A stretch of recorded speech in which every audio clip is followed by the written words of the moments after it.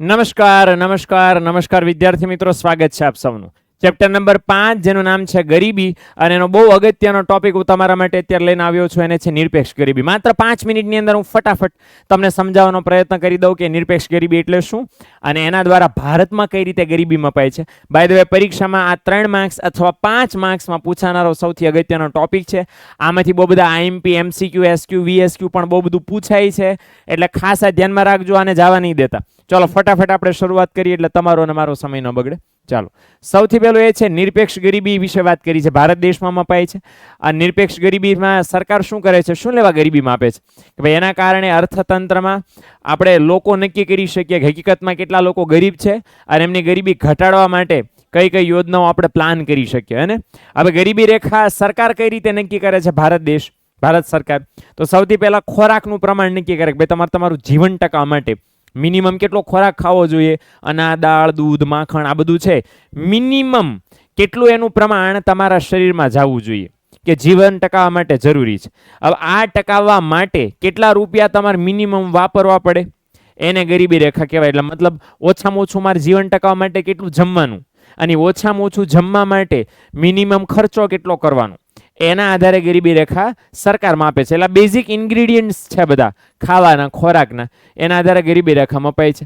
હવે સૌ પ્રથમ સંસ્થા જે આવી ICMR એટલે કે Indian council of medical research, આ સંસ્થાએ ભારત દેશના લોકો માટે, ગામડા માટે વ્યક્તિ દીઠ દૈનિક કેલરી નક્કી કરી 2400 કેલરી દૈનિક, એટલે રોજ. મતલબ એમ કે ગામડામાં રહેતો કોઈ એક પર્ટિક્યુલર વ્યક્તિ એણે આખા દિવસમાં 2400 કેલરી જાય એટલો ખોરાક ખાવાનો, અથવા તો એ વ્યક્તિએ મિનિમમ આવશ્યકતાવાળું જીવન જીવવું છે તો એના શરીરમાં મિનિમમ 2400 કેલરી તો જાવી જોઈએ. શહેરમાં રહેનારા વ્યક્તિ માટે આ પ્રમાણ હતું 2100 કેલરી.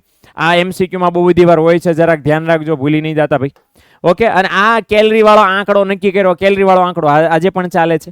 પણ એ કેલરીવાળા આંકડાને આધારે આયોજન પંચ નામની સૌથી પહેલી સંસ્થા આવી, જેણે 1969માં નક્કી કર્યું કે ભાઈ ભારતના લોકોએ આટલી કેલરી મેળવવા માટે દર મહિને 20 રૂપિયા વાપરવાના. કેટલા? 20 રૂપીસ, 20 રૂપિયા વાપરવાના, એવું એમણે નક્કી કર્યું આયોજન પંચે.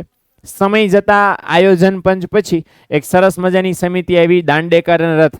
દાંડેકર આવ્યા, દાંડી લઈને રથ આવ્યા છે, રથ લઈને આવ્યા. હવે દાંડેકર ને રથની જે સમિતિ હતી, આ બંને ભેગા થઈને ગરબા રમવાને બદલે ગરીબી નક્કી કરી. અને શું ગરીબી નક્કી કરી? માથાદીઠ માસિક 15 રૂપિયા એમણે ગામડા માટે, શહેરો માટે 22.5 રૂપિયા એમણે નક્કી કર્યા. ગામડા માટે અને શહેરો માટે અલગ રૂપિયા એમણે નક્કી કર્યા કે ભાઈ 2400 કેલરી મેળવવા માટે ગામડામાં 15 રૂપિયા અને 2100 કેલરી મેળવવા માટે શહેરોમાં 22.5 રૂપિયા નક્કી કરવામાં આવ્યા. એટલા માટે આંકડા અલગ અલગ છે, કારણ કે ગામડામાં મોંઘવારી ઓછી હોય, શહેરોમાં મોંઘવારી વધારે હોય, ધેટ્સ વાય. ઓકે, ત્યાર પછી હવે રમતા રમતા દાંડી લીધી, આ દાંડી તૂટી ગઈ. એટલે આવા લાકડું લઈને સરસ મજાના આપણા અર્થશાસ્ત્રી ડીટી લાકડાવાળાએ વર્ષ 1993 માટે 1993માં એમણે ગામડા માટે નક્કી કર્યા મહિને 49 રૂપિયા અને શહેરો માટે નક્કી કર્યા 57 રૂપિયા. હવે બધા આંકડા જે મેં કુંડાળા કર્યાની IMP છે, જરાક ધ્યાન રાખજો. હવે આ બધા આંકડા નક્કી કર્યા, એ આંકડાની મોટી મર્યાદા શું હતી કે એમણે માત્ર ને માત્ર કેલરીને જ ગરીબી માપવા માટે ધ્યાનમાં લીધું. માત્ર ભૂખને જ, જે એક શારીરિક પરિસ્થિતિ છે એને જ ગરીબી માપવા માટે ધ્યાનમાં લીધું.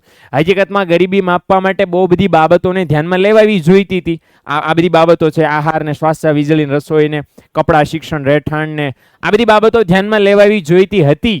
પણ આ લોકોએ, મતલબ આયોજન પંચ, દાંડેકર ને રથ, ડીટી લાકડાવાળા, આ લોકોએ ધ્યાનમાં ન લીધી. અને એના કારણે છે સરકારને એમ થયું કે ઓહો સોરી ભૂલ થઈ ગઈ. એટલે સરકારે નક્કી કર્યું ફરીવાર બનાવો ગરીબી રેખા. અને કોને કામ સોંપ્યું? પ્રોફેસર સુરેશ તેંડુલકરને કામ સોંપ્યું. અને એમણે 2009માં સરકારને પોતાનો રિપોર્ટ આપ્યો, નવી કાર્ય પદ્ધતિ. ચાલો, નવી કાર્ય પદ્ધતિ પ્રમાણે એમણે 3 ઘટકો ધ્યાનમાં લીધા. કેલરી ઉપરાંત 2 ઘટકો, એક માર્કમાં બહુ બધી વાર પૂછાય, ધ્યાન રાખજો MCQમાં પણ, કે કેલરી ઉપરાંત કયા ઘટકો ધ્યાનમાં લીધા? શિક્ષણ અને આરોગ્ય કે સ્વાસ્થ્ય. આટલા ઘટકોને એમણે ધ્યાનમાં લીધા. આ ઘટકોને સાથે રાખીને વર્ષ 2011 માટે આ પણ IMP છે, ગામડા માટે 816, શહેરો માટે 1000 રૂપિયા એમણે છે ગરીબી રેખા તરીકે નક્કી કર્યા. આંકડો મોસ્ટ IMP છે. ઓકે, આ જરાક ભૂલી નહીં જતા, પાકો કરી નાખજો. ગામડા માટે 816, શહેરો માટે 1000 રૂપિયા છે. સુરેશ તેંડુલકરે છે નક્કી કર્યા જીવન ટકા. આ મહિનાના જ આંકડા છે, ઓલમોસ્ટ બધા. ડન છે ભાઈ? તો આટલી વસ્તુ આપણે રાખીએ અહીંયા સુધી. તો આટલું લખવાનું થશે. નિરપેક્ષ ગરીબી કે ગરીબી રેખા અંગેની નોંધ પરીક્ષાની અંદર પૂછાય તો. મળીએ મિત્રો નેક્સ્ટ વિડીયોની અંદર. ત્યાં સુધી આવજો. Tata bye. સિયા.